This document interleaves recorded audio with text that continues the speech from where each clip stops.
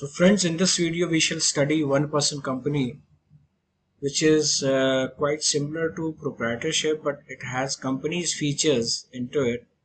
So we just discuss, and this has been allowed as per amendment in Companies Act 1956 in the year 2013, right? So one person can form a company.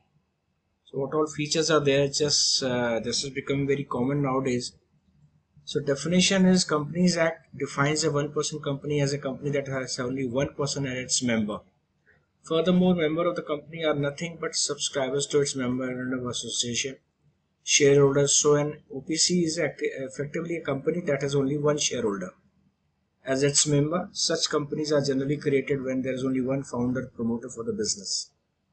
So entrepreneurs whose business lie in early stages prefer to create OPCs instead of sole proprietorship business because of several advantages in the OPC offer. We'll just discuss one by one. So difference between OPC and sole proprietorship is sole proprietorship form a business might seem very similar to one person company because they both involve single person, but they can't actually exist. There actually exists some differences between them. Main difference between two is the nature of liabilities. Since the OPC is a separate legal entity distinguished from its promoter, it has its own assets and liabilities. The promoter is not personally liable to repay the debt of the company. On the other hand, sole proprietorship, their proprietors are same persons, so they have unlimited liability. So law allows attachment and sale of promoters' own assets in case of non-fulfillment of business liabilities as well as. The features of one-person OPC company is private company. Section 3(1)(c) of Companies Act says that a single person can form a company for any lawful purpose. It further describes OPC as a private company. Single member OPC can have only one member and shareholder, unlike other private companies. Nominee, unique feature of OPCs is separate from its other kind of companies that sole member of the company has to mention a nominee while registering the company. No perpetual succession. Since there is only one member in the OPC, his death will result in nominees choosing or rejecting to become its sole member. This does not happen in other companies as they follow concept of perpetual succession. Minimum one director is there, maximum 15 directors can be there, right?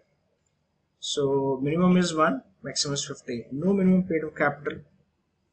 Companies Act has not prescribed any amount of minimum capital. Special privileges. OPC enjoys several privileges and exemptions under the Companies Act that other kind of companies do not possess. Formation.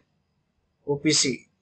A single person can form OPC by subscribing its name to the Memorandum of Association, fulfilling other requirements prescribed under the Companies Act 2013 amended.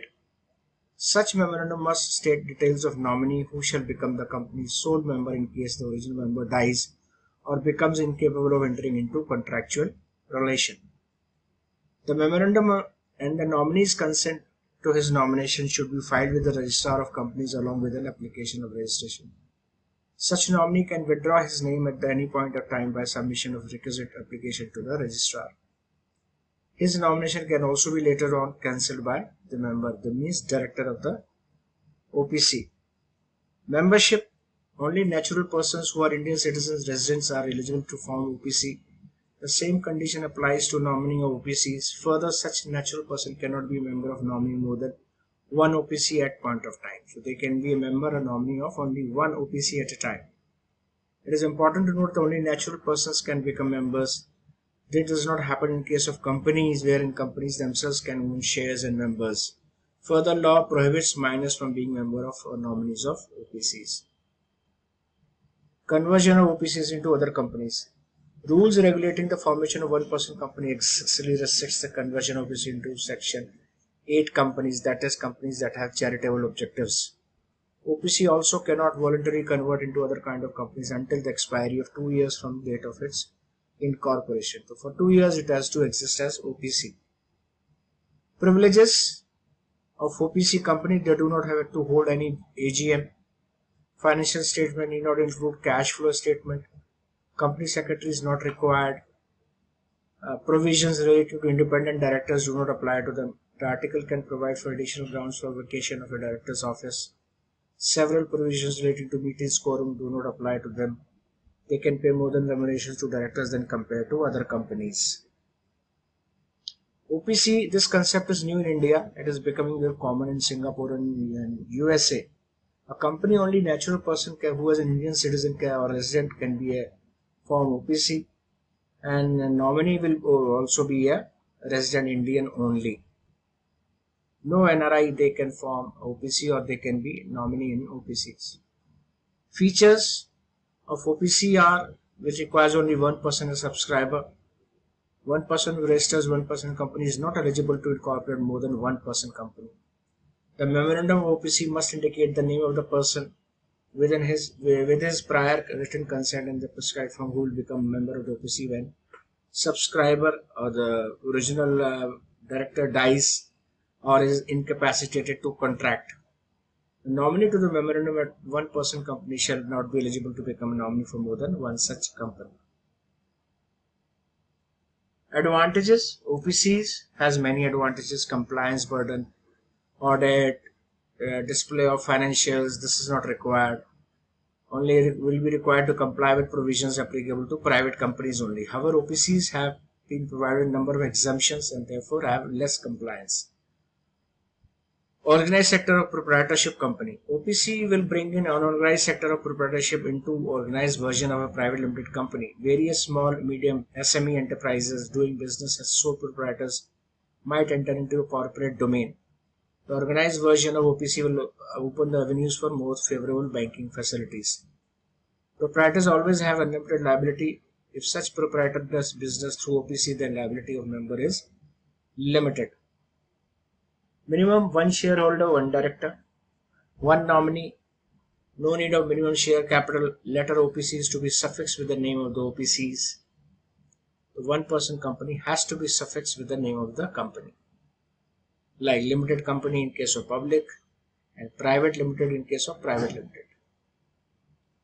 Limited liability protection to directors and shareholders. Most significant reason for shareholders to incorporate this OPC is certainly the desire for limited liability. All unfortunate events in business are not always under the entrepreneurial control, hence it is important to secure personal assets of the owner if the business lands up in crisis.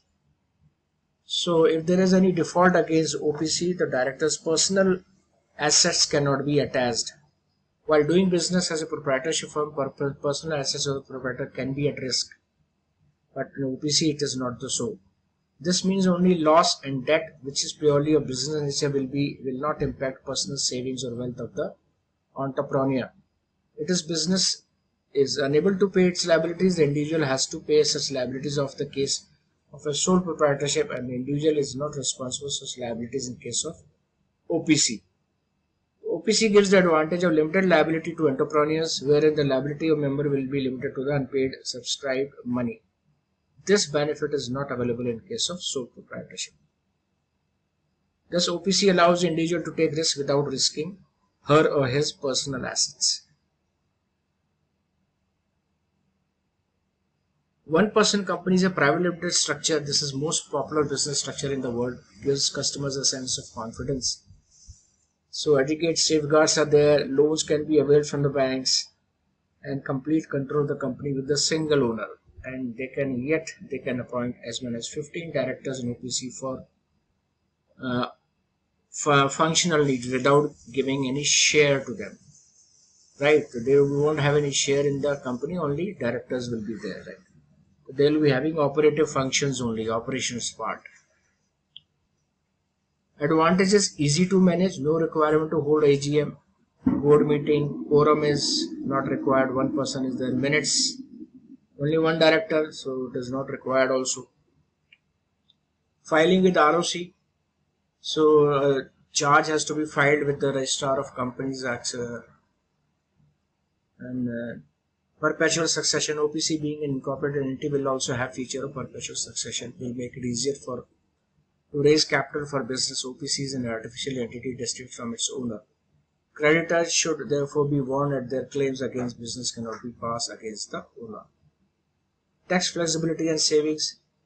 OPC, it is possible for a company to make valid contract with shareholders or directors. This means as a Director, you can receive remuneration, right? So you can get remunerations, rent, interest as per deductible expenses. So I think this we have done. Members, one-person company can have minimum or maximum of one member. Minor cannot be a member. One-person company shall be nominee for sole proprietor. Suitable only for small businesses, micro and small enterprises, SME.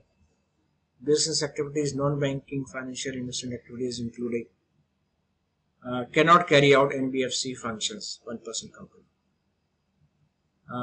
One-person company cannot be incorporated or converted into companies under Section 8 of the Act, which are no profit, no loss companies.